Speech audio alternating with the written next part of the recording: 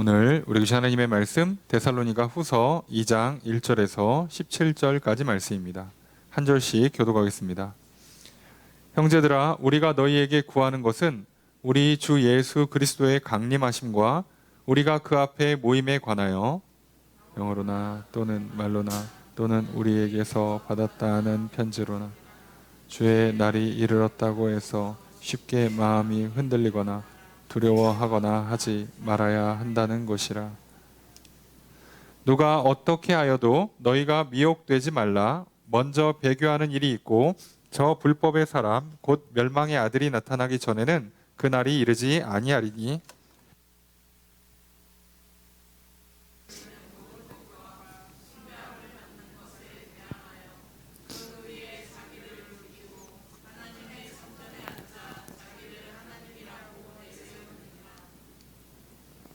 내가 너희와 함께 있을 때에 이 일을 너희에게 말한 것을 기억하지 못하느냐? 지금 그로 하여금 그의 때에 나타나게 하려 하여 막은 것이 있는 것을 아나니 불법의 비밀이 이미 활동하였으나 지금은 그것을 막는 자가 있어 그 중에서 옮겨질 때까지 하리라. 그때 불법한 자가 나타나리니 주 예수께서 그 입의 기운으로 그를 죽이시고 강림하여 나타나심으로 패하시리니라. 악한 자의 나타남은 사탄의 활동을 따라 모든 능력과 표적과 거짓 기적과 불의의 모든 속임으로 멸망하는 자들에게 있으리니 이는 그들이 진리의 사랑을 받지 아니하여 구원함을 받지 못함이라. 이러므로 하나님이 미혹의 역사를 그들에게 보내사 거짓 것을 믿게 하심은 믿지 않고 불의를 좋아하는 모든 자들로 하여금 심판을 받게 하려 하심이라. 주께서 사랑하시는 형제들아, 우리가 항상 너희에 관하여 마땅히 하나님께 감사할 것은 하나님이 처음부터 너희를 택하사 성령의 거룩하게 하심과 진리를 믿음으로 구원을 받게 하심이니 이를 위하여 우리의 복음으로 너희를 부르사 우리 주 예수 그리스도의 영광을 얻게 하려 하심이니라. 그러므로 형제들아, 굳건하게 서서 말로나 우리의 편지로 가르침을 받은 전통을 지키라. 우리 주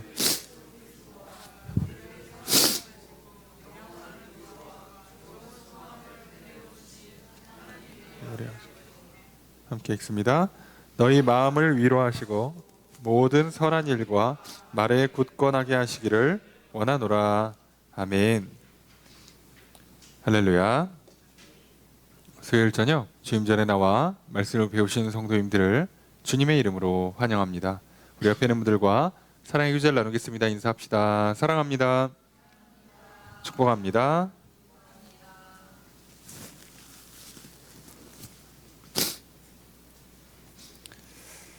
이 시간 주 앞에 나와 말씀을 배우신 성도님들에게 주님의 크신 은혜가 함께 있기를 주의 이름으로 축복합니다. 우리 나눠드린 교환 함께 보시면서 오늘 본 말씀 데살로니가 후서 2장 1절에서 17절까지 말씀 살펴보겠습니다. 먼저 1절과 2절 함께 읽겠습니다. 시작.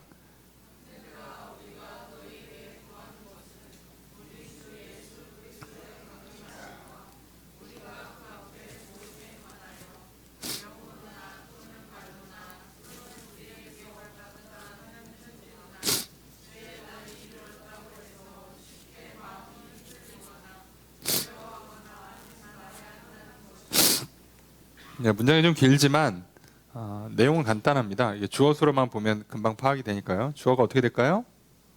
우리가 서술어가 이게 이제 한국식 번역이에요. 자, 이렇게 말을 길게 늘어뜨리는 게 그래서 서술어를 찾아야 됩니다. 그것만 잘 찾으면 쉽죠. 잘 읽어보시면 그래서 그 뭐뭐 하는 것을 요청한다가 돼요. 그래서 구한다가 서술어입니다. 그러니까 구한다, 그게 이거다라고 뒤에 이만큼 나와 있어요. 그래서 한국식으로 번역을 하면 우리가 너희에게 구하는 것은이 주어가 되고 뭐뭐이다 이런 식으로 해석이 될 수 있는데 그건 좀 좋은 번역이 아니고요. 우리가 너희에게 요청한다. 뭐뭐 할 것을 하는 내용이 요만큼이에요. 요만큼을 요구하는 거예요. 근데 이런 번역은 좀 개인적으로 아쉽습니다. 이게 어려운 번역이 아니고 굳이 이렇게 하지 않아도 되는데 번역이 이렇게 나오는 건 말씀드렸죠.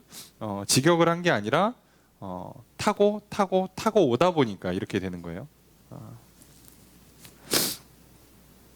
자, 그러면 뭘 요구하는가? 이제 그 데살로니가서 1장에서 성도들의 어떤 그 고난,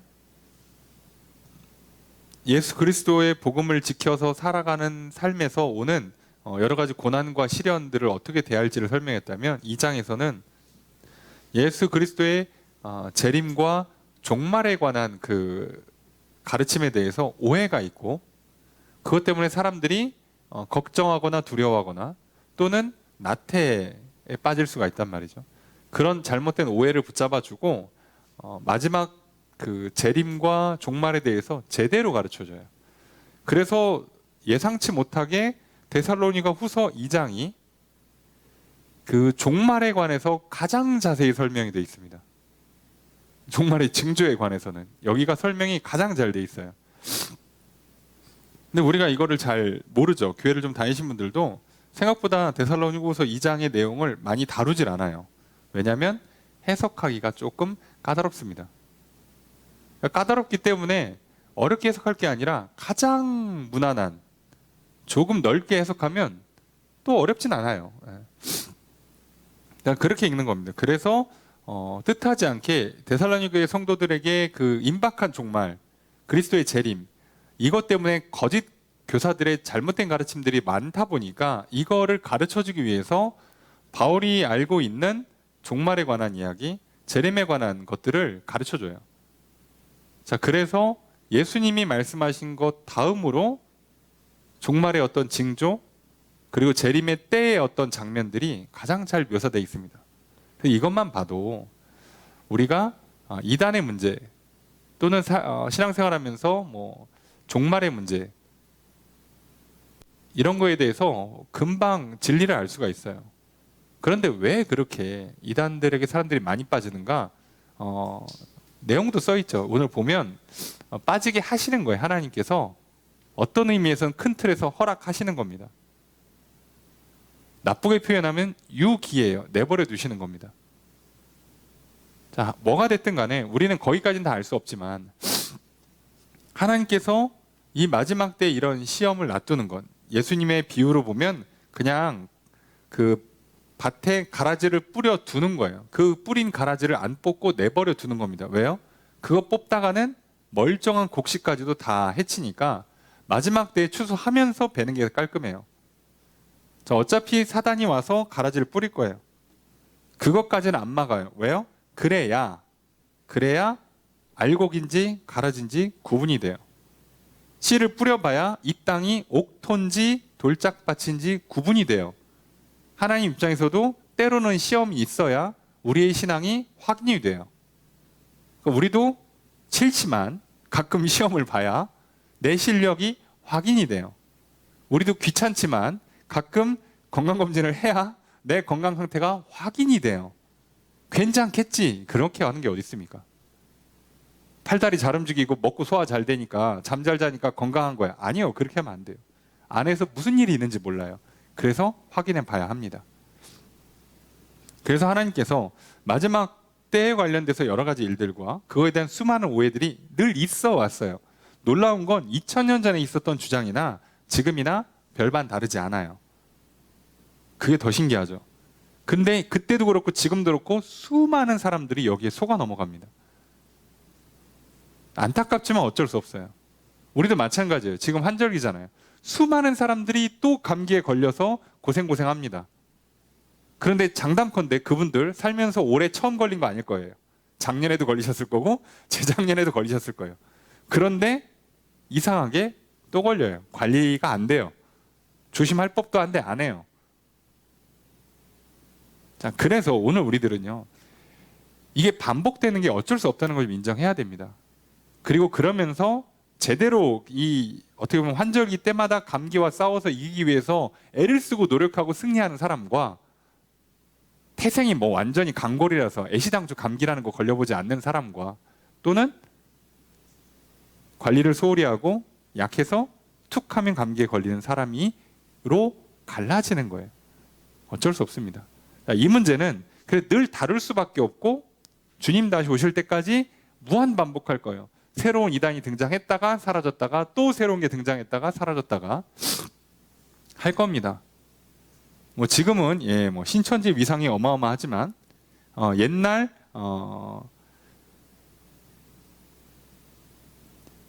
이단들 또는 다른 나라에 있었던 이단들 뭐 사이비들의 규모에 비하면 또 어마어마하지도 않아요. 또 그렇게 치면 또 시끄러워서 그런 거지 그만 대단하지도 않습니다. 뭐 요번 돌아오는 주일에 대구에서 수료식이 있답니다. 여러분 주변에 갑자기 요번 주말에 연락이 안 되시거나 교회를 안 나오시고 갔더니 뭐 자꾸 대구고 사진 찍었더니 자꾸 이렇게 위치가 자꾸 대구고 뭐 이런다. 갔다 왔는데 뭐 대구 기념품 사온다. 뭐 이러시면 생각 좀 해보셔야 돼요. 의무로 참석합니다. 뉴스에 나오죠. 지금 추산 인원이 예상 인원이 8만에서 10만이에요. 모일 걸로 예상하는 인원이. 그래서 교통이 마비될 걸로 보고 있는 거예요. 그만큼 수용이 안 되니까. 네, 뭐 그러고 있어요. 그래서 전체 그들이 갖고 있는 신도 수를 많이 보면 거의 2배까지 봐야 되니까 많이 보면 20만까지 올라가는 걸로 보고 조금 보면 한 10만 중반 정도로 봐요. 그런데 우리 예전에 대한민국 역대 아직도 가장 큰 규모까지 성장했던 이단은 보통 우리가 그 박태선을 교주로 삼았던 뭐 전도관이라고 그러죠. 신앙촌 아십니까? 거기가 그 확인된 기록이 54만까지인가 그래요. 우리나라 이단에서는 가장 규모가 컸었어요. 뭐 어머니가 하나님이신 분도 거기 어림도 없어요. 거기 반도 안 돼요. 그만큼 규모가 안 됩니다. 그래서 우리가 늘 바뀐다는 걸 기억하셔야 돼요. 자, 그래서 이 문제를 다뤄주는데 시작부터 뭐라고 했냐? 우리가 아예 요청한다는 거예요. 바울이 요청을 하는데 뭐라고 요청하냐? 예수 그리스도의 강림하심과 우리가 그 앞에 모이는 것, 주님 다시 만나는 거죠. 오시고 우리가 만나는 거예요. 자, 근데 분명히 그 데살로니가 전서에서 얘기했죠. 공중에서 만난다고. 이 땅에서 안 만나요. 예수님 오셔도 우리 이 땅에서 안 만납니다. 이 땅에서 내가 예수다 그러고 우리 만나자 그러면 가짜예요. 만나도 우리 구름으로 부르셔야 진짜입니다. 이해되시죠? 그리고 구름 타고 내려오시기 때문에 공중에서 내려오시기 때문에 엄마 뱃속에서 태어난 모든 사람 중에서는 더 이상 메시아가 나오지 않아요. 뭐 고민할 게 없어요. 좀 간단한 거죠. 자, 이 문제를 놓고 2절에 보니까 영으로나 말로나 우리에게 받았다는 편지로나. 자, 이들이 속일 때 근거를 들어야 될 거 아니에요. 근거를 드는데 첫 번째가 영. 내가 무슨 계시를 받았다요. 야, 속일 때 이만한 거 없죠. 다 이거 받았죠. 내가 뭘 봤다. 몇 월 며칠이다. 내가 메시아다. 내가 예수다. 자, 다 틀려요. 말로 하는 거, 이건 더더욱 믿을 수가 없죠. 편지로 하는 거, 이 편지도 사실 바울이 썼다는 편지를 갖고 데살로니가 교회 성도들한테 말하는 건데, 그러니까 이게 편지를 왜곡한 건지 아니면 편지를 안 받아놓고 받았다고 하는 건지 알 방법이 없습니다. 그만큼 뭐가 됐든 간에 근거를 들이대면서 주장하는 바 주의 날이 이르렀다. 곧 온다예요. 곧 온다. 곧 온다. 그 얘기를 하더라도 뭐라는 거예요? 쉽게 마음이 흔들리거나 두려워하지 마라. 자, 그래서 실제로 요청하는 건 딱 요거예요. 요걸 요청하는 거죠. 우리가 너에게 요청하는 건 뭐예요? 쉽게 마음이 흔들리거나 두려워하지 말라는 거예요. 무슨 얘기를 들었다고 마음이 빨리 흔들리지 말라는 거예요. 그래서 이걸 직역하면 너희의 마음, 이성 또는 이해력이라고 번역을 해요. 너희의 마음이 빨리, 급히 흔들리지 마라. 그리고 두려워하지 말아요. 무슨 얘기 듣고서 갑자기 막 사람이 어떻게 큰일 났어.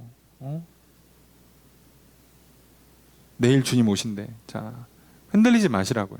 자, 왜 그러냐? 내일 주님 오셔도 오늘 우리 할 게 따로 있어요. 그래서 그래요. 뭐 어떻게 할 건데? 그죠? 우리가 마음이 급해진다, 조급한 마음을 갖고 있다고 해서 무엇을 할 수 있느냐라고 생각을 해보면 할 수 있는 거 별로 없어요. 그래서 급하면 급할수록 신속 정확하게, 빠르고 정확하게 일을 처리해야지 마음만 빠르다고 되지 않습니다. 어떻게 하면 실제로 일은 하나도 못해요. 그래서 막 동작만 부산하지 일 처리가 느려요. 그래서 군대 같은 데 보면 훈련을 반복하잖아요. 그러면 뭐 이렇게 비상 사이렌을 울려도요, 병장들은 되게 동작이 간단해요. 착, 착, 착, 착 하는데 1분 만에 내려와요. 다 군장을 싸고. 근데 이등병들 보세요. 막 뛰어다닙니다. 막 옷 갈아입는데 부셔부셔 거리고 막 벨트가 한 번에 안 들어가지 막 난리가 나죠. 예. 근데 그렇게 하면 더 느려요. 급하다고 해서 그렇게 한다고 일이 빨라지지 않아요. 자, 여기서 마찬가지입니다. 설령 정작 진짜로 내일 주님이 오신다 할지라도 마음이 급할 필요는 없단 말이에요. 언제 예수님께서 내가 내일 오니까 마음 조급하게 막 느긋느긋하게 있으면 안 돼? 라고 하신 적이 없습니다. 자, 그래서 생각보다 이 문제를 어렵게 풀지 않아요. 간단히 풉니다. 자, 마음 흔들리지 말고 두려워하지 말고, 자, 우선 점검할 거, 진짜로 곧 오시는가를 점검하고요. 그리고 곧 오실 때 어떻게 해야 되는가, 이걸 설명해 주는 겁니다. 그럼 진짜로 곧 오는가? 그러면 곧 올 때 어떤 일이 있는가에 대해서 알려줘야 될 거 아니에요. 그러면 예수님께서도 말씀하신 게 있고 여기서 바울이 설명하는 것도 있는데 사실 당연히 똑같은 얘기를 하겠죠. 예수님도 뭐라고 말씀하십니까? 뭐 처처에 기근이 나고 전쟁이 나고 난리가 나도 뭐라고요? 아직 안 온다고. 예, 아직 안 와요. 사람들이 오해하시는 분들이 있어요. 요즘 막 지진 나고 뭐 화산 터지고 전쟁 나고 그러니까 아이고 조만간 주님 오시나? 아직 아니에요. 아직 아니라고. 그걸로 알 수 있는 게 아니라니까요. 그걸로 알 수 있는 게 아니라고. 예수님도 뭐라고요? 적그리스도가 온다고 그랬죠. 근데 왔는데도 아직 아니래요. 그러니까 뭐 해야 된다고? 처처의 기근, 지진, 나라가 나라를 들고 일어나는 전쟁, 난리가 나고 적그리스도도 오고 나서 그 다음에 아버지가 정한 때에 와요. 그러니까 언제인지 몰라 사실은. 근데 우리가 확인할 수 있는 확실한 표징이 있다면 뭐예요? 사실 제일 정확한 건 뭐가 있어야 돼요? 적그리스도가 와야 돼요. 내가 하나님이다 라고 하면서 정말 그럴듯하게 할 수 있는 사람이 등장해야 돼요. 자, 뭐 저기 어디 이름 대면 아는 교주 이런 사람들 말고, 그 레벨 갖고는 안 돼요. 뒤에도 나옵니다. 적그리스도가 어느 정도 능력이 있느냐, 할 수만 있으면 사람들을 다 속인다고 그랬어요. 그만큼 어마어마한 능력을 나타낸다고 그랬거든요. 그래서 잘 보셔야 돼요. 여러분, 우리가 하나님을 믿을 때, 누가 예수고 누가 메시아인가를 믿을 때 능력을 보시는 게 아니에요. 이해가 되십니까? 여러분, 우리 쉽게 생각해 볼까요? 여러분, 저기 내가 신뢰할 만한 친구, 내 인생의 동반자를 삼고 싶어, 나의 동업자를 삼고 싶어요. 그럼 이 사람이 능력이 출중해, 막 집 배경이 좋고 막 돈이 많고 머리가 좋아. 여러분, 그 사람을 삼습니까? 세상은 그렇게 삼죠. 이해되세요? 세상 사람들은 그래서 배우자도 조건을 보잖아요. 이 사람 뭐 저기 집안이 어떻고 뭐 능력이 어떻고 돈 잘 버냐, 학벌이 좋냐, 이런 거 보는 거잖아요. 그죠? 나한테 얼마큼 잘하냐, 이거 보는 건데 이러니까 망하는 거예요. 사실 뭘 봐야 돼요? 제일 중요한 거, 약속을 지키냐. 인간의 기본이라고 그랬잖아요. 약속을 지키냐. 그러니까 사실 예수님께서 오셔서 하신 게 뭐예요? 선지자들이 예언한 걸 다 지켰어요. 그거부터 하는 거예요. 그거부터 하면서 내가 메시아라는 걸 증명하는 거지. 예수님 병자 고쳤죠. 예수님 능력을 나타내세요. 근데 나중에 뭐라고 하십니까? 제자들한테 너희가 나보다 더 큰 일을 할 거다. 그 실제로 전도한 숫자, 실제로 병 고친 숫자를 따지면 예수님보다 제자들이 더 많이 했어요. 더 놀랍지 않습니까? 여러분, 그래서 엘리야보다 엘리사가 능력은 더 많이 했어요. 근데 정작 하늘로 올라간 건 엘리야라니까. 나중에 예수님이 변화산에서 불러다가 얘기한 건 엘리야라고, 엘리사가 아니고. 능력은 훨씬 많이 했어요, 엘리사가. 그러니까 하나님 나라는 능력으로 하는 게 아니에요. 근데 우리는 자꾸 여기서 속아요. 그래서 사기칠 때 사람들이 다 뭘 보여줘요? 능력을 보여줍니다. 여러분, 신뢰할 만한 걸 봐야죠. 진리인가? 그 진리가 구현이 되는가? 좋은 약속이고 실제로 그 약속을 지켜내는가? 이걸 봐야지. 능력은 다음 문제예요. 그래서 속지 말라는 겁니다. 그래서 점검하는 걸 이제 가르쳐 줄 거죠, 바울이. 그래서 가르쳐 준 내용 보면 예수님 말씀하신 거랑 똑같은데 조금 다르게 가르쳐 줘요. 그래서 우리한테 좀 많이 도움이 됩니다. 물론 살짝 어렵게 느껴져요.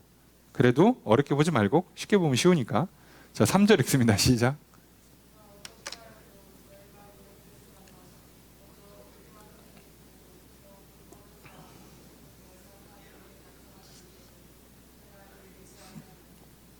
주어서 어떻게 될까요?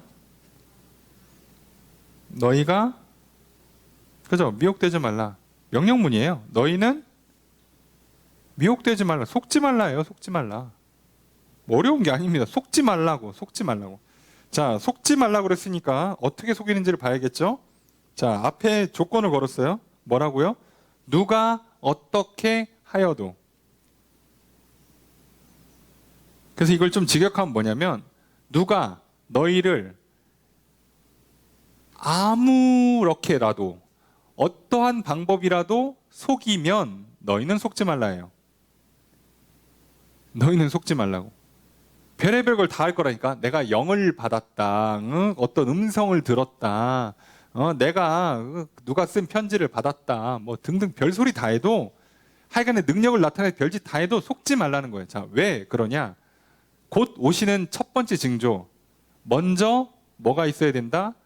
배교하는 일이 있고, 그 다음에 불법의 사람이 나타나야 그날이 이르기 때문에예요. 이 문장을 직역하면 너희는 어떻게 속여도 속지 말라.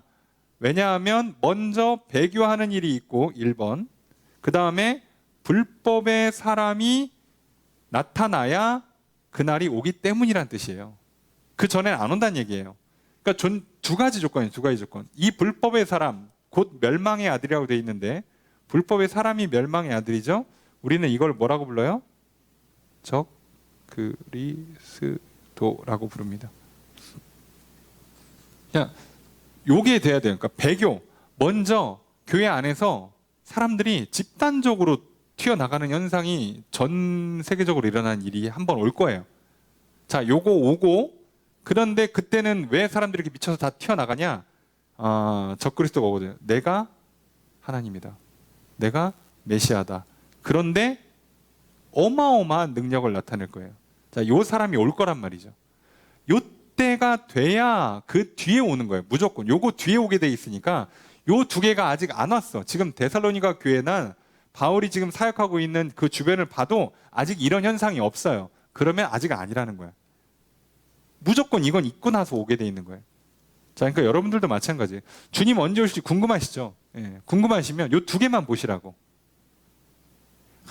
내가 아는 어떤 분이 있는데 기도원에서 막 40일 금식 기도를 몇 번 하고 신령한 분이셔. 근데 그분이 2024년 2월 4일이래. 자, 하지 마세요. 자, 듣지 말라고 제발. 그렇게 듣는 게 아니에요. 이해가 되시죠? 요 두 개가 전제 조건이에요. 예수님도 말씀하셨고 당연히 바울도 똑같이 얘기하고 있는 거예요. 요 두 개만이 전제 조건입니다. 다른 건 얘기한 게 없어요. 그 예수님도 모른다는 거 어떻게 알아 우리가? 자, 그러니까 요것만 기억하시면 되고, 자, 그러면 이제 배교, 집단적인 배교와 적그리스도의 등장이 구체적으로 어떻게 되는가? 4절 함께 읽습니다. 시작.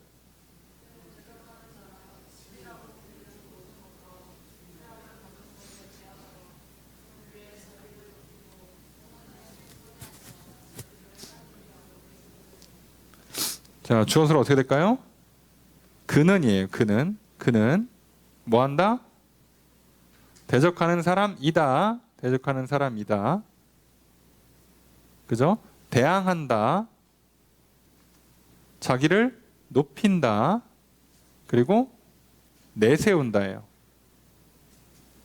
자, 무슨 얘기냐면 그는 기본적으로 대적하는 사람인데, 자, 신이라고 불리는 모든 것과 숭배함을 받는 모든 것에 대해서 대항해요. 그러니까 이 적그리스도는 오면 예수만 부정하는 게 아니고 모든 종류의 신들과 종교를 다 부정해요.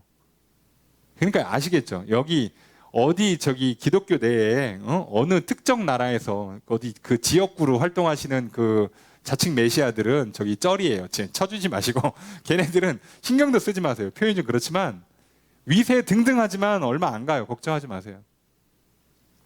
대단할 것 같지만 그때뿐이라고. 한 세대예요, 한 세대. 그러니까 30년, 40년 이상을 못 가요. 간 역사가 없어요, 간 역사가. 될 것 같지만 안 돼요. 그런데 여기 앞에 나와 있는 불법의 사람 멸망의 아들, 예수님 표현으로 하면 적그리스도는 레벨이 달라요. 레벨이. 차원이 다른 존재예요. 차원이 달라요. 우리가 알고 있는 수준 달라요. 여러분 정신 놓으면 하고 갈 정도로, 그래서 교회 안에서도 다 그러니까 다는 아니지만 어마어마한 사람들이 떠나게 될 정도로 대단한 사람이 하나 등장할 거예요. 종교 대통합을 이룰 수 있는. 그래서 한때 사람들이 뭘 우려했냐면 옛날에 이유 만들 때 이거 우려했던 거예요. 이유를 대표하는 사람이 이거 할까봐, 이 일을 할까봐. 그랬었어요, 한동안. 그 정도로 사실 사람들이 이게 어느 정도 레벨인지를 알아요. 그러니까 이런 사람이 나오면 그때 얘기하는 겁니다. 그때. 그러니까 아직 모르시겠죠? 저도 모르겠습니다. 아직 아닌 것 같아요. 예. 그래서 지구의 온 인류의 종말보단 개인적인 종말이 먼저 올 것 같으니까 건강관리 잘하시고, 예? 정신 똑바로 차리고 사시라고요. 그렇게 하는 게 아니에요. 자, 근데 어느 정도냐? 다 대항해요, 다. 그러니까 모든 종교를 다 대항하고 그 위에 자기를 높이고, 그죠? 그거 위에 자기가 있다는 거예요. 그리고 하나님의 성전에 앉아. 근데 이 사람이 결국은 어디를 가장 직접적으로 타겟팅을 하는가? 당연히 기독교예요. 그 교회에 하나님의 자리에 앉아서 자기를 하나님이라, 스스로 하나님이라고 말을 해요. 내가 하나님이야 라고 하는 거예요. 모든 종교를 다 누르고 갑자기 교회 위에서 내가 하나님이야 라고 드러낸단 말이에요. 하나님의 자리. 이 하나님의 성전이라고 표현하는데 여기 어딘지를 모르잖아요. 이러니까. 그렇잖아요. 이렇게 표현을 해놓으니까. 이게 지금 구약도 아니고 신약인데.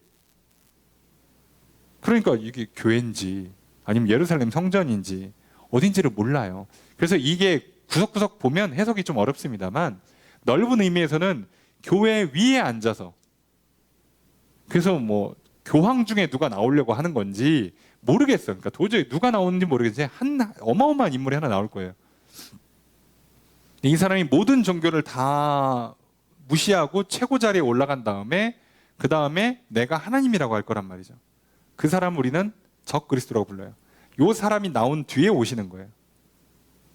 자, 이게 기본입니다. 이 순서만 기억하시면 돼요. 5절 읽습니다. 시작.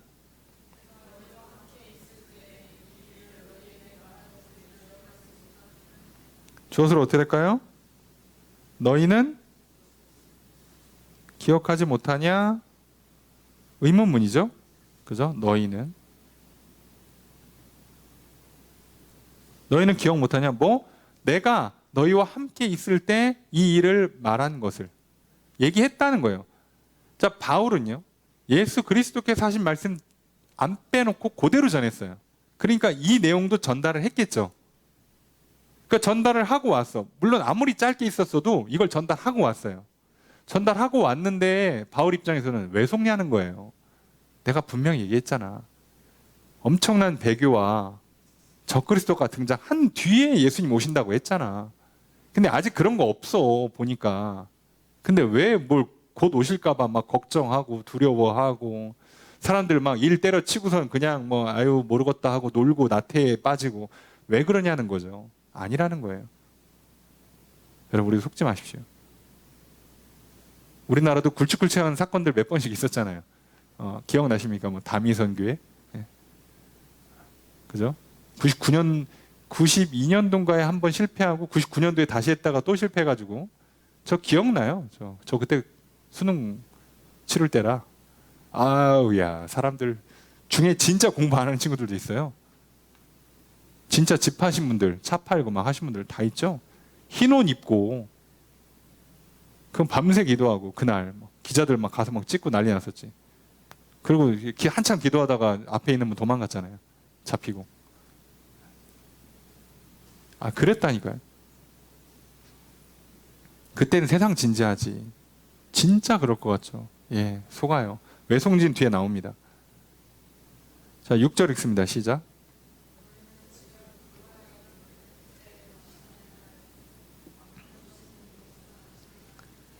자, 여기부터 좀 어려운 얘기인데, 자, 깊게 설명 안 드리는데 그것만 기억하시면 돼요. 자, 내용만 보시면 돼요.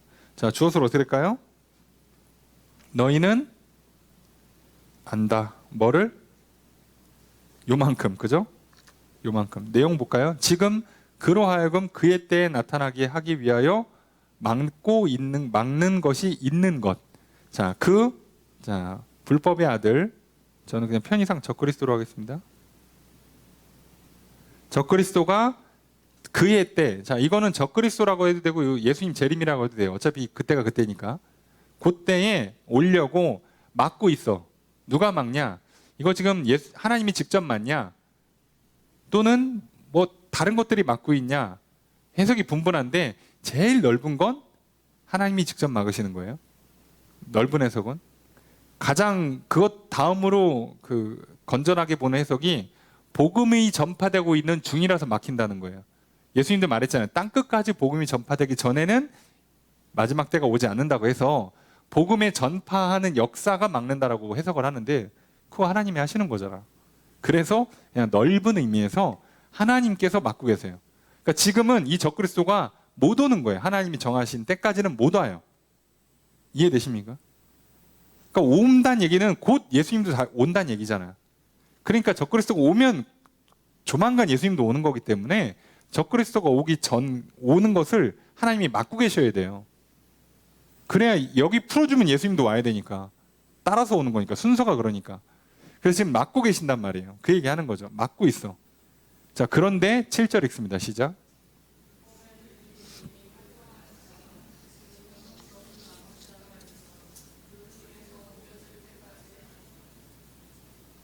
자, 주어서로 어떻게 될까요?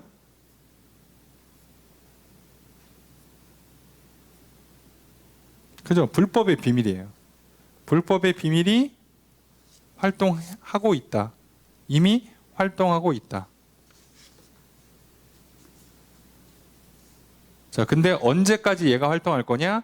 지금은 그것을 막는 자가 있어서 그 중에서 옮겨질 때까지. 지금은 그것을, 정확히는 적 그리스도를 막는 자가 있는데 그 막는 중에 옮겨져. 그럼 풀어준다는 얘기죠? 그럼 적 그리스도가 오겠죠? 그때까지는 적 그리스도가 활동하는 게 아니라 뭐가 활동한다고요? 불법의 비밀이 활동한다고. 자, 불법의 비밀이 뭔지 정확하게 해석이 안 됩니다. 이 불법의 사람은 적 그리스도인지 알겠어. 근데 불법의 비밀은 뭔지는 모르겠는 거예요. 그래서 이 불법의 비밀은 말 그대로 이 특별한 말 그대로 비밀 소수의 사람들만 알고 있는 불법적인 내용이에요. 불법이라고 하지만 사실은 악이거든요. 또는 이걸 사단으로도 번역할 수 있는데, 자, 그러니까 요거를 받은 사람들만 뭐 하는 거예요?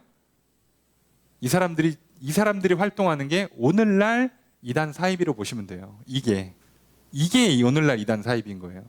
쉽게 얘기하면 어렵게 해석할 것 없이 불법의 비밀이 오는 게 교회 내에 거짓 교사들 또는 교회 밖에 이단들, 사이비들, 다른 종교들 다 뭔가 어디서 들었어. 그러니까 이 사람들한테만 사단이 비밀을 알려주는 거예요. 능력을 조금씩 주는 거야. 지금 대놓고 못 와. 적그리스도가. 자, 사단도 영적인 존재입니다. 그러니까 이 땅에 올 때 와도 눈에 안 보여요. 우리 눈에. 그래서 사단이 자기의 대리인처럼 적그리스도를 보내는 거예요. 우리는 벌써 뭘 했어요? 하나님께서 육신을 입고 이 땅에 자기의 독생자를 보내서 예수 그리스도께서 성육신을 하셨잖아요. 그러니까 사단도 따라해야지. 얘는 창의적인 죄는 못 짓는단 말이에요. 모방만 한다고. 능력도 없거니와. 그러니까 따라해야 되는데 마지막 때에 속이려면 뭐 사람들 앞에 서야 될 거 아니냐고. 그러니까 어떻게 해서? 그러니까 적그리스도, 자기에게 완전히 자기가 지배하는 한 사람이 올 거예요. 자, 그거 말고 그 전에는 이 비밀을 누구한테 조금씩 알려줘. 야, 너만 알고 있어? 자, 이렇게 조금씩 띄워주는 사람들이 있어요. 자, 요 사람들이 그때그때 지역구로 활동하는, 시대별로 활동하시는 그 이단들이라고 보시면 돼요. 쉽죠? 그러니까 여기는 활동해요. 계속 활동할 거예요.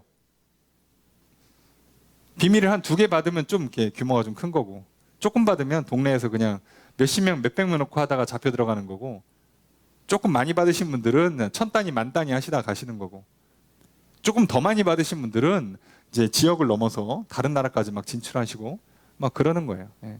그런데 당연히 전 세계로 못 퍼집니다. 왜요? 그건 누구한테만 허락되는 거예요? 저 그리스도에게만 허락되는 거예요. 그러니까 안 된다고. 천하의 날고기는 이단도 안 돼요. 왜요?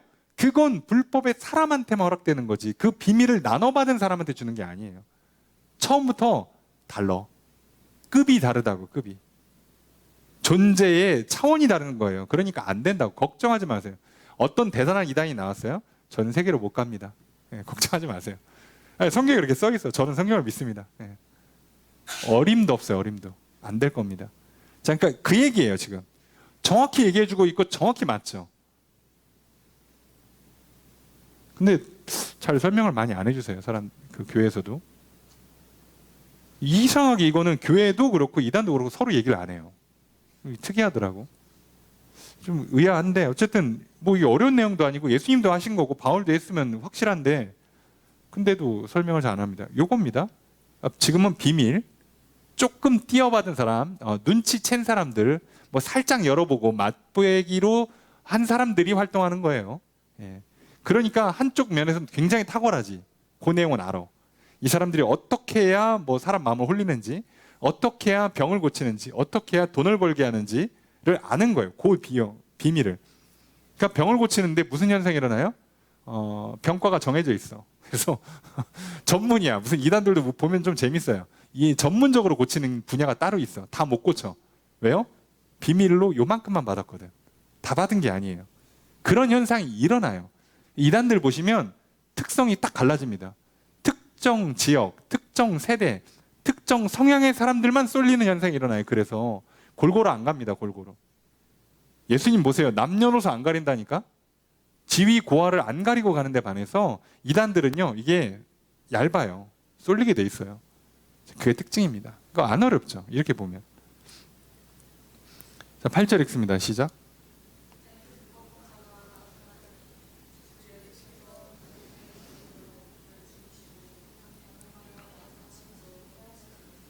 주어서 어떻게 될까요?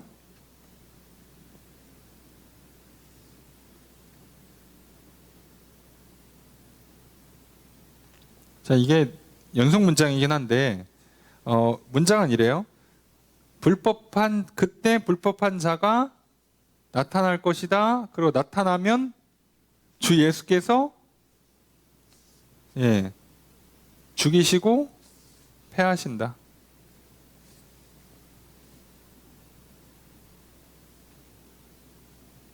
그러니까 항상 불법한 자, 불법의 사람, 적그리스도가 먼저 와요.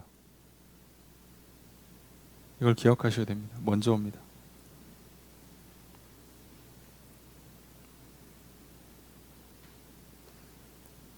자, 뭐 자세한 내용들은 보면 너무 어려워지니까 이게 뭘 의미하냐, 뭐 알 필요 있습니까? 지금 우리는 뭐만 알면 돼요? 언제 오시는가? 어떤 방법으로 오는가? 우리는 뭐만 보고 뭐를 보고 눈치를 채면 되는가? 이것만 알면 되잖아요. 9절과 10절의 첫 번째 문장 읽습니다. 시작.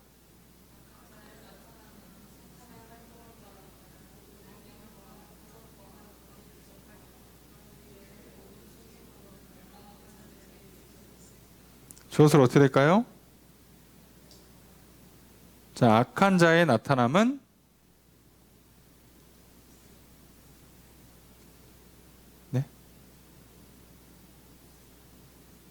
악한 자의 나타나면 있다? 이러면 이상하죠. 따른다예요. 따른다.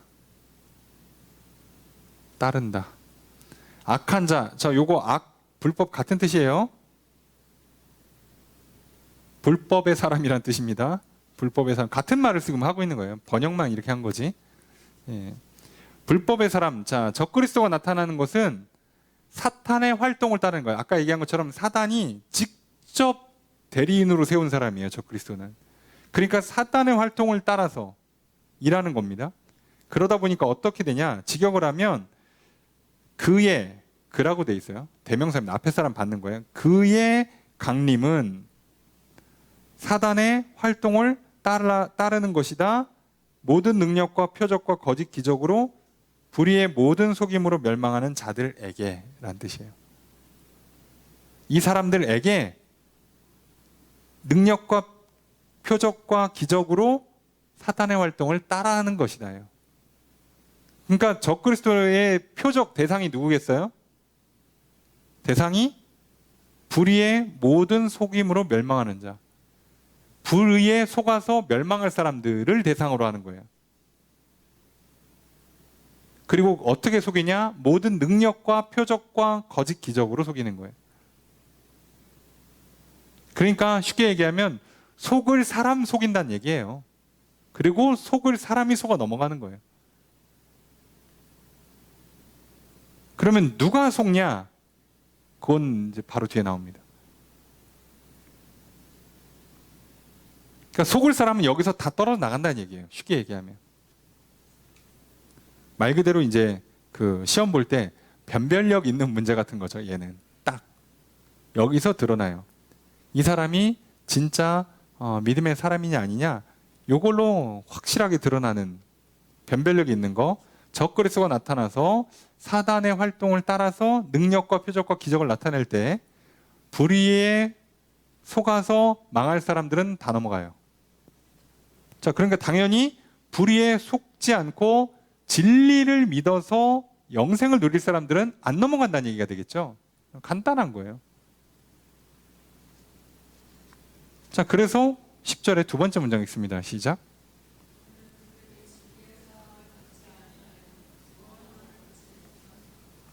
이 사람들이 그 사단의 활동을 따를 때 이 사람들이 넘어가는데 왜 그러느냐? 그들이 받지 않았기 때문이에요. 그래서 받지 못했기 때문이에요. 그러니까 결과적으로는 진리의 사랑을 받지 않으니까 구원을 못 받아요. 그러니까 진리의 사랑은 자기들이 받아야 되는 거고 그래야 하나님께서 구원을 주시는데 근데 이걸 못 받는 거죠. 구원을 못 받는 거예요. 근데 표현을 이렇게 했습니다. 진리의 사랑. 이게 좀 특이한 표현인데요. 진리의 사랑 그러면 또 이상하게 해석하지 마시고 진리, 말씀, 곧 예수 그리스도 이렇게 하시면 돼요. 예수 그리스도의 사랑이라고 해석하시는 게 가장 좋습니다. 그러니까 진리, 말씀. 근데 이때 성경이 아직 완성이 안 될 때입니다. 그래서 요거 그래서 복음으로 보시면 되고요. 복음이 전파되고 있으니까. 그러면 전파되는 복음의 핵심은 예수님이에요. 그러니까 예수 그리스도의 사랑 이러면 뭐겠어요?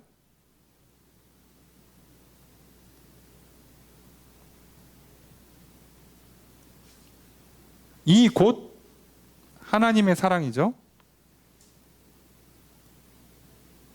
하나님의 사랑이 예수 그리스도를 통해서 나타난다고 보통 표현하죠. 근데 그게 구체적으로 뭘로 나타나요? 십자가. 그러니까 십자가를 안 받아들이는 거예요. 십자가를.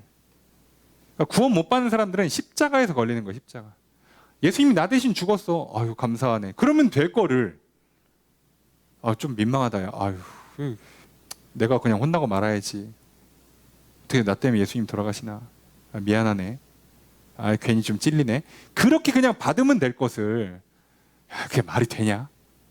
이러는 사람들 있죠. 뭘 예수님이 그래. 내가 열심히 살고 그냥 갚으면 되지. 내가 기도 많이 하고 착하게 살면 뭐 천국 갈 수 있겠지 뭐. 이렇게 해서 안 받는단 말이에요. 그러니까 문제가 되는 거예요. 이게 진리인데, 이게 의로움인데, 하나님의 의. 하나님이 이렇게 기준을 잡는 거예요. 니들은 어차피 실패했어. 왜요? 항상 100점 맞아야 되는데 예수 믿기 전까지 어차피 100점 못 맞고 있었거든. 뭘로 갚을 거야? 어떻게 120점을 맞냐고. 시험지 다 맞아야 100점인데. 지난날 50점 맞은 걸 뭘로 갚냐고. 못 갚아요. 내가 앞으로 100점 맞으면 되지 않냐고. 그건 당연히 맞아야 되는 점수였어. 처음부터. 합격 기준이 100점이었다니까. 그래서 다 탈락이야, 다 탈락. 태어나 죽을 때까지 올 100을 맞아야 된다고, 하나님 기준에. 불가능하니까. 하나님이 기준을 바꿨어요. 예수 그리스도로 대신 죽게 할게. 네 죄값을 치러서. 이거 믿고 와. 자, 이렇게 해서 뚫어줬는데 이거를 안 받아들이니까 문제인 거죠. 이거 받는 게 기준에 합당하는 거고, 하나님의 기준에 맞추는 걸 의라고 부르잖아요. 의. 하나님 기준에 맞춰야죠. 그러면 이제 하나님께서 어떻게 해요? 화목하게 지내면서 친하게 지내시면서 100점을 맞을 수 있도록 옆에서 과외선생님 붙여주는 거예요. 성령님이라고 과외선생님 붙여주는 거예요. 그래서 찔러줘요. 야, 그거 하면 안 돼. 아니지, 이거 해야지. 야, 기억 안 나? 몇 장 몇 절 말씀. 자, 기억나지? 자, 이거 해야지. 무서운데? 용기 줄게. 화이팅! 할 수 있어. 이렇게 계속 옆에서 도와주셔서 하게 만들어요. 하다 보니까 가끔 100점도 맞아. 어느 날 아쉽게 막 95점 맞고 그래요. 빵점 맞는 날은 사실 없고, 아주 컨디션 안 좋으면 막 50점 맞기도 하는데, 보통은 점수가 많이 좋아져요. 자, 이걸 우리가 성화라고 불러요. 그래서 그 뒤에도 나옵니다. 성령의 거룩하게 하심. 이게 그 얘기예요. 이렇게 가는 게 정상이에요. 하나님이 이렇게 하라고 알려줬잖아. 이제 이거밖에 길이 없어. 안 돼, 해보니까. 근데 이걸 거절하는, 진리의 사랑을 안 받는 거예요. 자, 그러면 구원을 못 받습니다. 다른 종교 얼마나 열심히 사는데, 기독교인 니들보다 훨씬 열심히 살아. 훨씬 착하게 살아. 얼마나 봉사하고, 얼마나 근검절약하고, 막 근면 성실하게 살고, 저축하고, 막 봉사하고 그러는데, 아니, 누가 우리보다 못했대? 기준 미달이라고. 어차피 기준 미달이라고. 어차피 90점 맞나, 70점 맞나, 50점 맞나, 100점이 기준이면 다 탈락이에요. 그러니까 90점 맞은 애나 빵점 맞은 애나 어차피 탈락이라서 뭐 해야 돼요? 한 번만 봐주세요. 이거 해야 된다고. 난 90점 맞았으니까 나 90점인데 좀 넣어주지? 안 넣어준다고요. 탈락이라고. 죄 하나만 져도 지옥이라고. 이게 왜 그렇게 어려운지 모르겠네. 그죠? 간단하지 않습니까? 기준 미달이면 무조건 탈락이에요. 그래서 하나님께 기준을 완전히 바꿔준 거예요. 모두에게 공평한 기준. 예수만 믿어. 그러니까 예수 그리스도의 복음을 못 들은 사람들은 하나님이 따로 평가하시겠대요. 당연히 천국 갈 확률이 현저히 떨어집니다. 예수 그리스도 복음을 듣고도 안 믿는 판에, 복음이 없었을 때 하늘을 우러러 한 점 부끄럼 없이 살 수 있는 사람이 몇 명이나 있을까? 쉽지 않을 거예요. 그래도 있긴 있을 겁니다. 왜요? 하나님이 아예 막아놓은 건 아니기 때문에. 그래서 우리는 몰라요. 여기에 대해서는. 단지 요겁니다. 핵심은. 그러니까 진리의 사랑, 예수 그리스도의 십자가를 받는 사람은 마지막 때에 와가지고 별 이적을 막 기적을 나타내고 능력을 나타내서 사람들을 속여도 안 넘어간다는 거예요. 왜요? 예수의 십자가로 구원받는 거지. 뭐 병을 고쳤어. 뭐 예언을 하고 막 능력을 나타냈어. 뭐 어떡하라고. 나 대신 십자가에 달린 건 아니잖아요. 저 그리스도가. 저 하나님, 자칭 하나님이라는 사람이 나를 대신해서 죽은 건 아니잖아. 저 사람을 믿는다고 천국 간다는 거예요. 자기가 하나님이라고 주장할 뿐이지. 요 차이예요, 요 차이.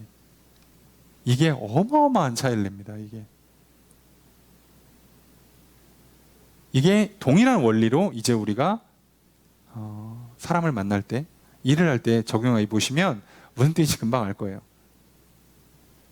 능력이 출중한 거랑 저 사람이 나를 도와주고 저 사람이 나를 사랑하는 거랑 무슨 상관이 있냐고 따지고 보면. 그죠? 기업인들, 정치인들, 연예인들이 왜 그렇게 이혼을 많이 하는지 알겠죠? 우리보다 능력이 훨씬 출중해요. 재능이 얼마나 많아, 얼마나 열심히 살았어, 얼마나 훈련을 빡세게 받았어, 얼마나 머리가 좋고, 얼마나 집안이 좋고, 얼마나 성실하게 일하냐고. 근데 그거랑 사랑이랑 무슨 상관관계가 있어요? 생각해 보세요. 이해되십니까? 내가 내 돈 투자할 때야 일 잘하는 사람한테 맡겨야지. 내가 내 돈 주고 일 시킬 때야 일 잘하는 사람 시키는 게 맞겠지. 근데 친구 사귀는 거잖아. 애인을 만나는 거잖아. 배우자를 만나야 되잖아요. 그러면 믿고 사랑할 사람을 사귀어야지. 왜 능력을 보냐고. 근데 수많은 사람들이 다 뭘 봐요? 사람 만날 때? 그죠? 남자들은 주로 예쁘냐? 여자들은 주로 돈 많냐? 이게 뭐 하자는 거야 이게. 둘이 만나보세요. 신뢰와 사랑을 나눌 수가 있는가? 가장 중요한 이 두 가지 깨지고 나면 뭐 어디다 쓰는데 솔직한 말로. 뭐 할 수 있습니까? 근데 놀랍게도 하나님은 우리에게 뭐만 요구하세요? 믿어라, 사랑해라. 다른 걸 요구 안 하세요. 놀랍지 않습니까? 정확하게 진리를 말씀하시잖아요. 나는 너희를 신뢰한다. 나는 너희를 위해서 죽어줄게. 난 너희를 사랑해. 너희도 내 사랑을 받아. 날 좀 믿어. 자, 그러면 결과가 구원이에요. 이게 진짜죠. 자, 뭐 싫다면 할 수 없고. 자, 어떻게 안 돼요? 안 돼요. 왜냐하면 이거는 사람이 어떻게 할 수 있는 일이 아니에요. 하나님도 이걸 통해서 그냥 갈라본다는 거잖아요. 확인해 본다는 거잖아요. 누가 진짜 그 진리의 사랑을 받는 건지 안 받는 건지는 적글썩 오면 티가 나고, 아니면 그것의 비밀을 알고 있는 사람들이 이렇게 조금 받아가지고 이렇게 사기쳤을 때, 속였을 때 넘어가느냐 보면 티가 난다고 그랬잖아요. 똑같죠. 자, 그래서 그 내용이 써 있습니다. 11절 함께 읽습니다. 시작.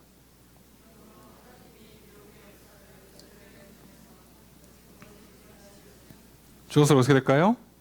하나님이 보내셨다, 믿게 하셨다예요. 뭐를? 미혹의 역사를, 속이는 일을 보내는 거예요.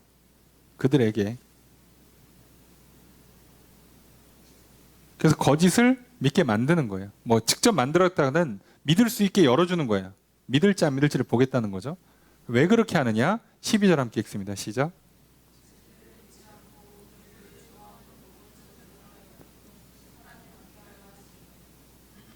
자, 주어서로 어떻게 될까요? 자, 이거 뭐 여러 가지 해석이 되는데 그 해설하는 내용이다 보니까 이것은 뭐뭐 때문이다 이렇게 번역을 하고요. 그래서 그 내용에서 들어가면 하나님이 뭐뭐 하려고 하셨다 이렇게 해도 되죠. 자, 그래서 그냥 뭐 이것은 뭐뭐이다라고 그냥 번역을 할게요. 이것은 뭐뭐 때문이다. 뭐 때문이래요? 진리를 믿지 않고 불의를 좋아하는 모든 사람들로 하여금 심판받게 하려고. 그러니까 진리를 믿지 않고 불의를 좋아하는 사람들은 심판받게 만들려고 하시는 거예요. 진리를 믿고 의를 따르는 사람들은 구원하려고 하는 거고, 그러려고 보내서 확인하는 거죠. 그래야 확인이 되니까.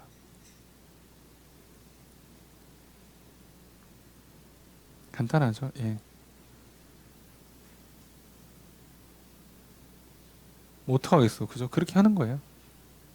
너무 어렵게 볼 게 없어요. 간단한 거예요. 너무 걱정할 것도 없는 거예요. 왜요? 진리의 사랑을 받으면 그 사람은 절대 안 넘어가요. 나 대신 십자가에 달려 돌아가셨다는데, 신뢰와 사랑을 나누자는데 뭐 그 능력을 보여주면서 나를 따르라 그러면 가짜지. 그렇잖아요. 예수님이 기적과 이적을 행하실 때, 자, 기적과 이적을 행하시면 예수님이 봐라, 이렇게 큰 능력을 행하니까 내가 하나님의 아들이야 라고 하신 적이 없어요. 예수님 오셔서 그렇게 하신 적이 없습니다. 그냥 병을 고쳐주는 거예요. 그냥 무리를 걸으시고 5병이요 7병이요 하시는 거예요. 그냥 봐라, 나 하나님 아들이야 라고 하는 게 아니고요. 그냥 하시고 그 자리에서 뭐만 한다고요? 말씀 가르치다가 배고프니까 먹을 거 준 것 뿐이에요. 길 가다가 병자를 만나니까 고쳐준 것 뿐이라고. 제자들이 호수 한가운데 있으니까 물 위를 걸어 가신 거라고요. 다른 뜻이 없어요. 그리고 오히려 예수님 어떻게 해요? 구약의 예언의 말씀을 다 지켜 행함으로 하나님의 아들이라는 걸 증명하시고, 세례받을 때 변화산에서 하나님께서 음성을 발휘하심으로 하나님의 아들이라는 것을 증명하시는 거예요. 다른 걸로 증명하는 게 아닙니다. 속으시면 안 돼요. 여러분, 예수님 기적으로 자기를 신이라고 증명하시지 않았어요. 예수님은 자기가 하나님의 아들이라고 그냥 자기 입으로 말씀하세요. 그러면서 구약을 다 완성하시고, 그래서 세례 요한한테 가서 세례 받으시잖아요. 말씀을 이루시려고. 그러니까 말씀대로 약속을 지키는 게 진짜라니까요. 그럼 늘 말씀드립니다. 약속을 지키는 사람이 좋은 사람이에요. 그 사람이 신뢰할 만한 사람이고, 그 사람과 신뢰의 관계를 통해서 사랑을 주고받을 때 진짜 사랑하는 친구, 진짜 사랑하는 연인이 되는 거예요. 능력은 돈 벌 때 하시고. 아시겠습니까? 속지 마세요. 어떻게 하다 보니까 교회 안에서도 능력이 최고로 쳐주는 것 같은데 아니에요. 그렇게 하시면 안 돼요. 속으시면 안 됩니다. 자, 다 털어내겠다는 거예요. 자, 그리고 나서 13절 이하에는 그래서 바울이 이제 뭐 감사와 격려의 기도 같은 걸 하는 거예요. 13절 읽습니다. 시작.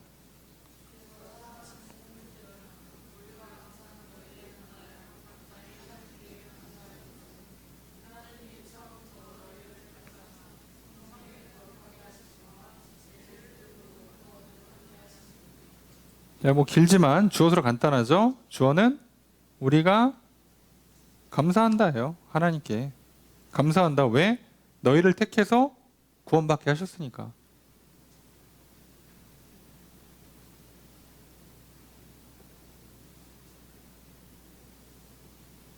자, 여기 처음부터 해석이 좀 어려운데요. 이게 지금 우리는 처음부터라고 번역됐고 다른 데는 첫 열매라고 번역을 해요. 근데 원문은 첫 열매로 번역하는 게 조금 더 정확하다고 보는데, 왜 첫 열매냐라고 하면 보통 바울이 이런 표현을 쓰면 그 지역에서 첫 번째 교회가 생기면 보통 첫 열매라고 그래요. 그러니까 데살로니가 지역에 첫 열매로서 교회가 세워진 교회가 데살로니가 교회인 거죠. 그렇게 이해하시는 게 제일 무난합니다. 하나님께 너희를 택해서 첫 열매로 만드시고 첫 번째 교회를 삼으시고 너희들 성령의 거룩하게 하심과 진리를 믿어서 구원받게 하셨으니까 감사하다. 왜?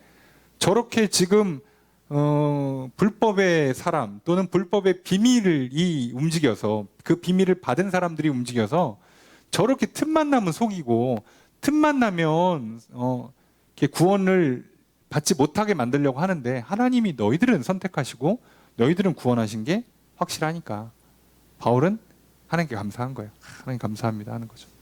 맞아요. 우리도 감사할 게 그거 아닙니까? 이단이 난무하고 오늘날 교회들 내부에서도 온갖 거짓 가르침들이 판을 치는데, 그래도 저와 여러분들이 그래도 진리 안에서 그리스도의 십자가에 그냥 그 십자가면 충분하고 진리의 말씀 안에서 서로 신뢰와 사랑의 관계를 맺으면서 신앙생활 하면 그냥 좋은 거예요. 뭐가 더 있습니까? 이 땅에서. 우리가 의리의리한 건물 하나 지었다 칩시다. 그거 뭐 하냐고. 그리고 맨날 서로 싸우고 막 편 갈라갖고 막 네 편 내 편하고 막 쟤네랑 같이 밥도 안 먹는다 그러고 나 저 사람이랑 같은 속해 하지 말라고 그러고. 아니 그게 교회입니까? 그죠? 아니죠. 우리가 조금 약하고 조금 겉에서 볼 때는 좀 부족해 보여도 데살로니 교회가 딱 그렇잖아요. 진짜 말 그대로 작은 교회. 바울도 오래 사역도 못했고 역시나 환난과 핍박이 있고 온갖 거짓 가르침이 난무하는 거 우리나 다른 데나 똑같아요 항상.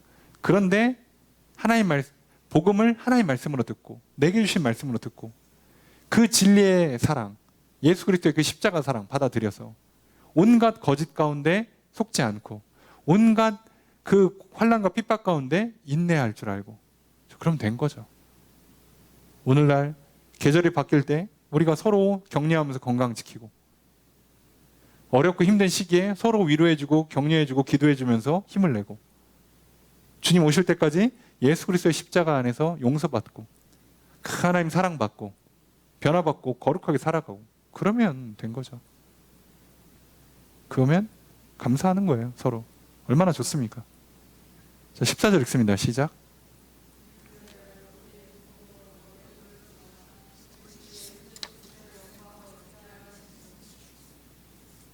주어를 어떻게 할까요?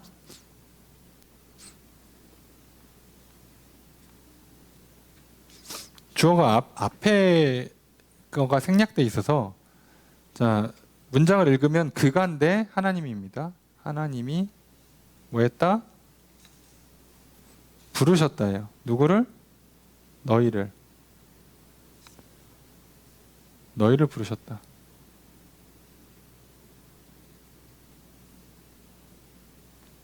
뭐를 위해서 불렀다고요? 우리 주 예수 그리스도의 영광을 얻게 하려고. 이렇게 뒤에 있는 거죠. 이것을 위해서 하나님이 너희를 우리의 복음 전파를 통해서 부르신 거예요. 너희도 예수 그리스도의 그 영광, 재림의 그때에 참여하라고 불러주셨다는 거죠. 15절 읽습니다. 시작.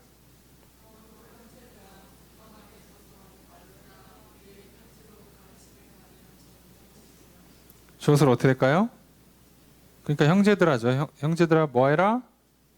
지켜라. 뭐를? 그죠. 가르침을 받은 전통. 전통이라고만 보통 표현을 하는데 가르침을 받은 전통이에요. 그래서 직역하면 가르침을 받은 것 곧 전통이라고 번역하거든요. 가르침을 받은 것 곧 전통인데 이거를 전통이라고 번역을 하면 우리는 살짝 그 느낌이 좀 달라요. 전통에 대한 느낌이 좀 다릅니다. 그래서 우리는 이거를 전통이라고 번역한다기보다는 좀 뭐라고 할까요? 그 전승 또는 전수, 사사? 그러니까 스승으로부터 1대1로 전수받는 거예요. 자, 요렇게 말하는 겁니다. 전통 그러면 전 세대에 있었던 거 문화적인 걸 막 아울러서 받는 것처럼 느껴지잖아요. 그게 아니라 예수님께서 하신 거 제자들이 그대로 받았고 그 제자들 중에 한 사람인 바울이 지금 데살로니가 교회 성도들한테 그대로 전해준 거예요. 그럼 이들이 또 그대로 받아서 전달하는 거거든요. 자, 이게 소위 제자 삼는 거예요. 그대로 전달하라고 가르침을. 근데 오늘 우리는 이게 너무 좋죠. 왜요? 성경이 있으니까. 그대로 전달하기가 좋죠. 근데 예전에는 이게 어렵다 보니까 어떻게 하라는 거예요? 제자 삼으라고 말씀하신 거예요. 예수님께서. 오늘 우리는 제자 삼으라 그러니까 불러다 놓고 무슨 뭐 이렇게 12주 훈련 코스 돌리고 막 이러는데 그 본질적인 의미를 보면 그거는 좀 맞지 않다고 봐요. 직역은 내가 배운 거 그대로 전달하라는 거예요. 그대로. 근데 그러기에는 우리는 딱히 스승님이 그래서 정확히는 성경을 그대로 전달해 주는 겁니다. 그거예요. 자, 그러니까 너희들은 뭐 하라고요? 굳건히 서서 붙잡고 있으라. 서 있어라. 꽉 잡아라. 뭐를? 말이 좋아서 가르침 받은 전통이지 우리로 치면은 복음 성경 말씀이에요. 그러니까 예수님 언제 오시든 언제 마지막 때가 되든 환난과 시련이 닥쳐오든 너희들은 뭐만 하고 있으면 된다고요? 복음을 꽉 붙잡고 있으면 돼요. 예수 그리스도의 그 십자가의 사랑을 받아 누리기만 하면 된다고. 다른 거는 다음 문제예요. 요것부터 시작하는 거예요. 그러니까 우리가 하나님의 말씀, 예수 그리스도의 그 십자가 그것만 받으면 우리는 웬만해서 시련 가운데 안 넘어가고요. 거짓 가운데 속지 않고요. 마지막 때라고 해서 흔들리지 않을 수 있다고요. 그러면 됩니다. 여러분 요즘 경기가 많이 어렵다 그러고 여러 가지 의미로 추운 겨울이 온다. 한 번도 경험하지 못한 또 변화를 마주할 거다. 알았다고. 그러니까 알았으니까 어떡하라고 그래서 걱정해서 뭘 바꿀 수 있는데요. 할 수 있는 게 없잖아. 해서 뭐 합니까? 우리는 그런 거 하는 게 아니고요. 뭐만 한다고요? 자, 예수 그리스도의 십자가를 보면 받고 자, 그걸로 하나님한테 용서받고 화목히 친해지고 사랑받아서 이제 제대로 사랑을 실천하는 삶, 말씀대로 사는 삶을 살도록 또 성령까지 받아가지고 옆에서 증언해 주고 능력 주고 위로해 주고 힘 주고 이렇게 하는 걸 받으면 그러면 내 삶에서 어떤 상황과 어떤 사람과 어떤 일을 부딪힌다 할지라도 인내하고 또 흔들리지 않고 승리할 수 있게 됩니다. 그러면 돼요. 게다가 오늘 본문이 이렇게 16절, 17절 이렇게 청유라고 그러죠. 하나님께 부탁하는 식으로 하면서 일종의 기도 문구죠. 예. 하나님 뭐뭐 해주세요. 뭐뭐 약간 옛날은 표현하기를 뭐뭐 하소서라는 문구죠. 자, 그렇게 하면서 오늘 본문이 끝납니다. 16절, 17절 함께 읽습니다. 시작.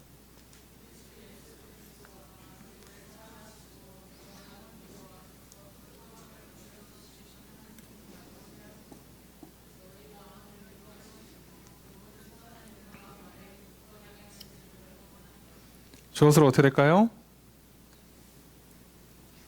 주어는 예수 그리스도와 하나님입니다. 하나님과 예수 그리스도와 하나님께서 뭐뭐 해주소서인데 한국 여기서 번역할 때는 뭐뭐 해주시기를 원합니다 라고 번역을 하죠. 자, 그래서 뭐 해주길 원한대요? 위로하시고 굳건하게 해주세요. 하나님께서 위로해 주세요. 굳건하게 해주세요. 자, 이겁니다. 너희 마음을 위로하고 너희의 선한 일과 말을 굳건하게 해달라. 마음을 위로해 주고 너희들이 선하게 말하고 선한 일을 할 수 있도록 굳건히 붙잡아 달라고 하나님께 부탁한 겁니다.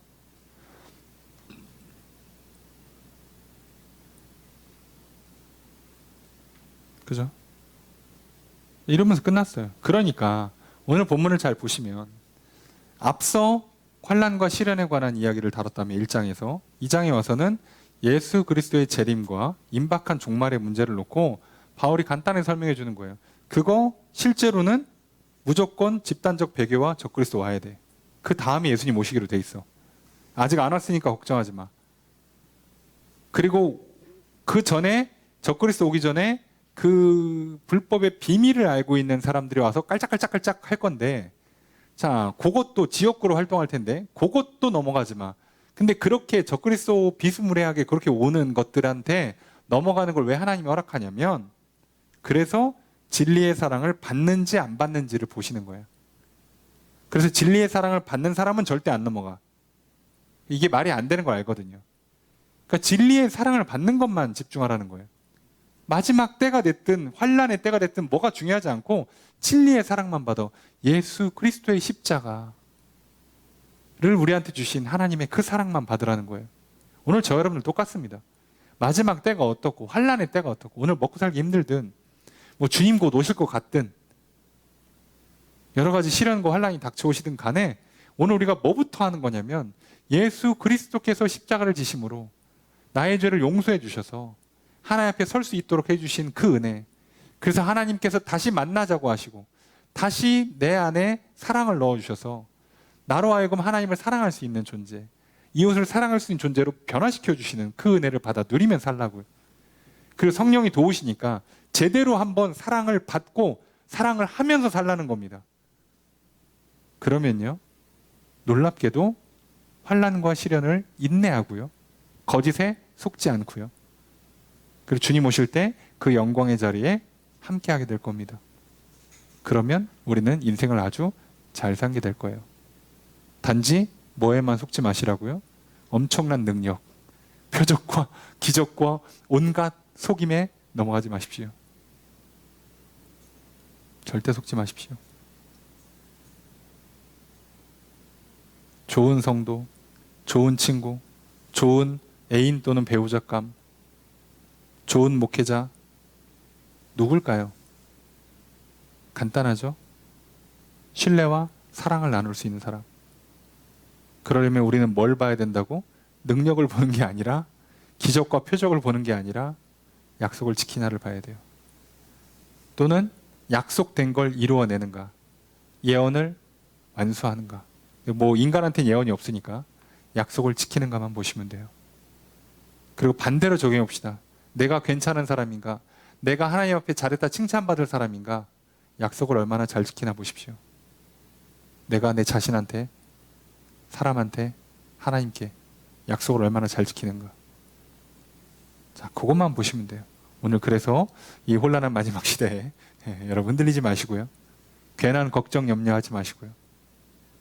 오직 진리의 사랑, 예수 그리스도의 그 십자가 사랑 받아 누리심으로 굳건히 서 계시고 승리하시는, 그래서 하나님의 사랑 많이 받으시고 하나님과 자신과 이웃을 마음껏 사랑하시면서 그 사랑 안에서, 그 진리 안에서, 생명 안에서, 복 안에서 살아가시는 저 여러분들의 인생 되시기를 주의 이름으로 축복합니다.